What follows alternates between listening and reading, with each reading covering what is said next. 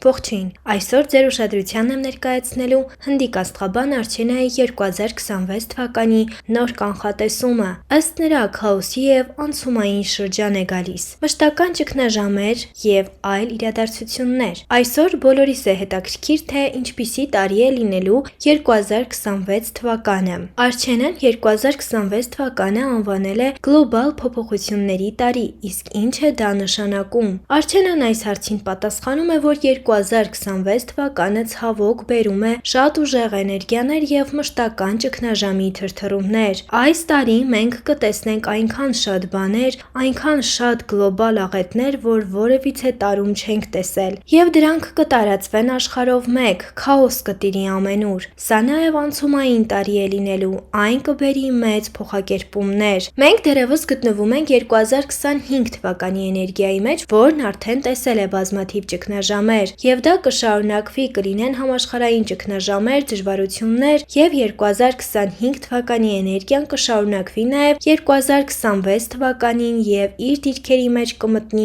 մարտ ամսից։ Սա համաշխարհային ճգնաժամ է լինելու։ Ինչ վերաբերում է յուրաքանչյուր մարդու, ապա յուրաքանչյուրն ունի տարբեր էներգիա։ Սա չի նշանակում, որ բոլորը կտուժեն այս տարվա այդ բացասական էներգիայից։ Արչենան խոսում է այն մասին, թե ինչ է կատարվելու աշխարհում։ Մենք կտեսնենք կառավարությունների կողմից օրենսդրական միջոցառումների շատ լուրջ ուժեղացում, և մարդիկ կբախվեն օրենքի սահմանափակումներին։ Մարդիկ կապստամբեն կառավարությունների դեմ, քանի որ կառավարությունները չեն ցանկանում լսել մարդկանց, և մարդկանց պետք է լսել։ Էներգիան այժմ շարժվում է երկու ուղղությամբ, և աշխարհը շարժվում է հենց այդ երկու ուղղություններով։ Գիտակից մարդիկ, որոնց հիմքը Աստված է, հաջողությունը և ազատությունը կշարժվեն առաջ, բայց նրանք, որոնց հիմքը սա չէ, կհայտնվեն տառապանքի մեջ։ Նրանց սպասում է սթրես, ծուղակ, ինչպես տրկության, այնպես էլ այլ լուրջ հարցեր, և այս ցիկլը անընդհատ կկրկնվի։ Սա վերաբերում է մարդկանց, կառավարություններին, բանկերին և մնացած ամեն ինչին։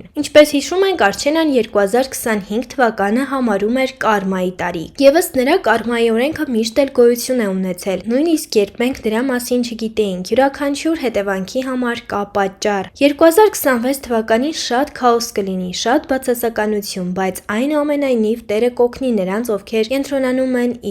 իրենց ներաշխարհի վրա։ Կարևոր է ամեն օր անել այն, ինչը մեզ ուրախացնում է, ինչը մեզ երջանկություն է բերում, քանի որ երբ մենք անընդհատ կախված ենք մաքրվող համակարգից, ապա բոլորը նույնպես քաոսի մեջ կլինեն։ Մենք պետք է կենտրոնանանք մեր ներքին աշխարհի, մեր ներքին ուրախությունների վրա։ Բնական աղետների մասին։ Ինչ բնական աղետներ են սպասվում այս տարվա ընթացքում։ Արչենան ասում է, որ այս բոլոր ափամերձ տարածքները, այդ թվում Շանհայ քաղաքը, աստիճանաբար կիջնեն, ծովի մակարդակը կբարձրանա և այստեղ էներգիան շատ տխուր է։ Այն գործնականում անմարդաբնակ կլինի, մարդիկ կբախվեն զանգվածային ջրհեղեղների, պատմական ջրհեղեղներ տեղի կունենան։ Այս տարի Չինաստանում շատ ուժեղ անձրևներ կլինեն։ Նա տեսնում է կամուրջներ, տներ և մեքենաներ, որոնք ջրհեղեղների պատճառով կքշվեն։ Շատ մարդիկ կկորցնեն իրենց տները։ Նա նաև տեսնում է շատ ուժեղ քամիների էներգիա։ Այն նման է թայֆունի։ Փետրվարի վերջից սկսած արդեն ամեն ինչ կսկսվի։ Մենք կտեսնենք անդադար, առանց դադարի,